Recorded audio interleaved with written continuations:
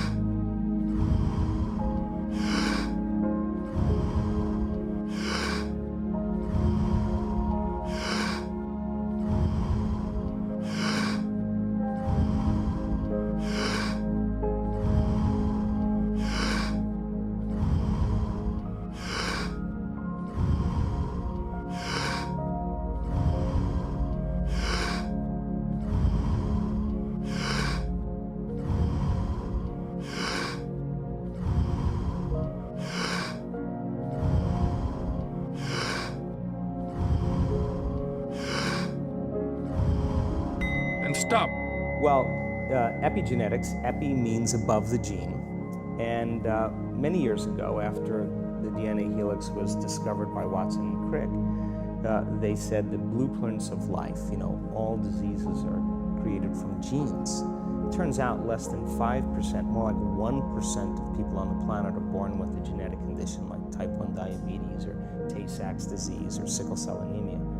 The other 95 to 99% are created by lifestyle and by choices. You can take two identical twins, exact same genome.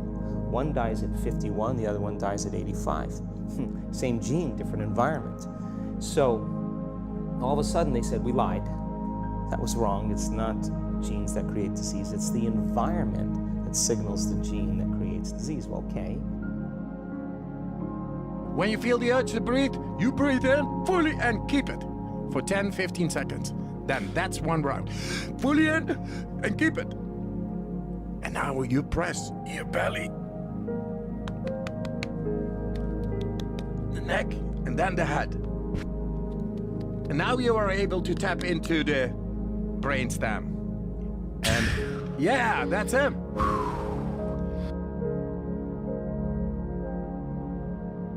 "30 times.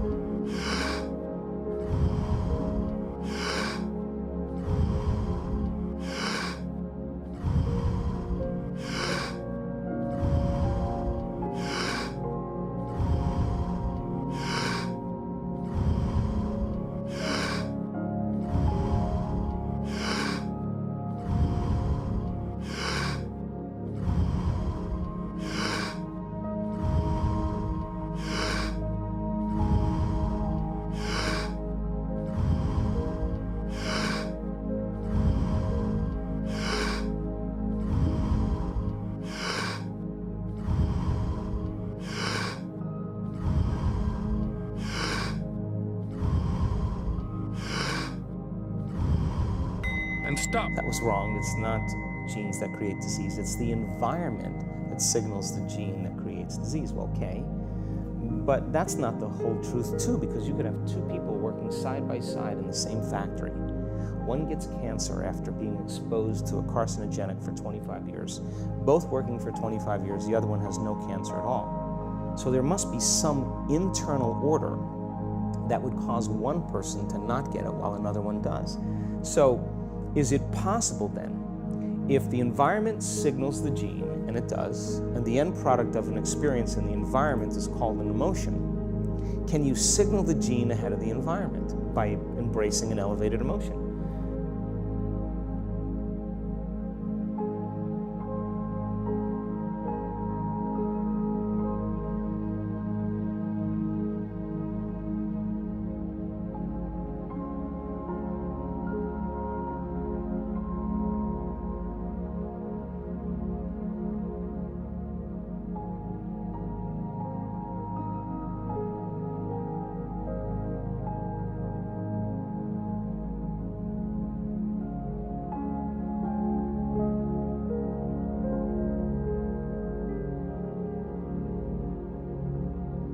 feel the urge to breathe, you breathe in fully and keep it for 10-15 seconds.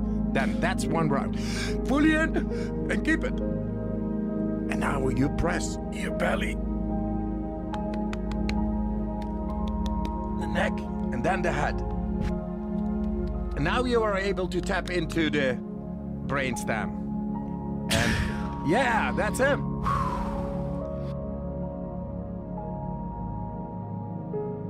30 times.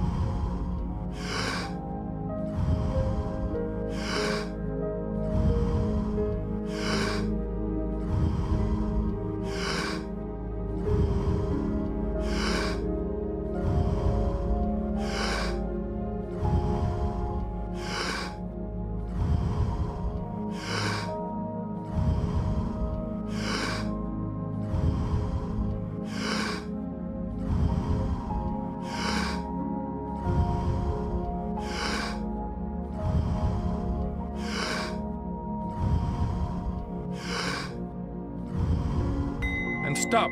We've done the research on this. We measured 7,500 different gene expressions in a group of people that came to an advanced event for 4 days. And we had them doing a seated meditation, a walking meditation, a laying down meditation, a standing meditation. And at the end of 4 days, just 4 days, the common 8 genes that were upregulated, 2 genes to suppress cancer cells and tumor growth, 2 genes for neurogenesis, the growth of new neurons in response to novel experiences and learning, the gene that signals stem cells to go to damaged areas and repair them, the gene for oxidative stress was upregulated. We started seeing all these genes that are very, very healthy to cause the body to flourish. Imagine if people were doing that for 3 months. We also measured telomeres, the little shoestrings on the end of DNA that tell us our biological age. We asked people to do the work, meditation, 5 out of 7 days for 60 days. Measure their telomeres, determine their biological age. 60 days later, 74% of the people lengthened their telomeres. 40% significant change, 20% very remarkable change. That means that they got a little bit of their life back. If it lengthened by 10%, they got 10% of their life back.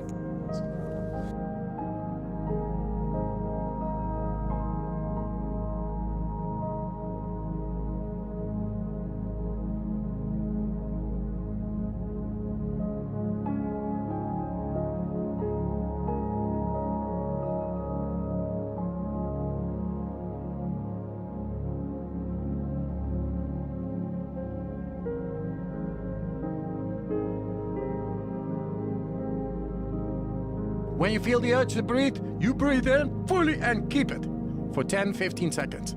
Then that's one round. Fully in and keep it. And now you press your belly, the neck, and then the head. And now you are able to tap into the brainstem. And yeah, that's him. I think that the end game for me is to empower people to such a degree that they realize that they need less things outside of them to make them happy, less things outside of them to regulate their moods and their behaviors, and that they begin to use the kind of the power that we all have access to, and to really to change the world, to make a difference so that there's more peace, there's more wholeness, there's more connection, that we support and love each other, we serve better. And I think that we have to start, for the most part, if everybody's working on themselves and doing their best to present the greatest ideal of themselves to the world,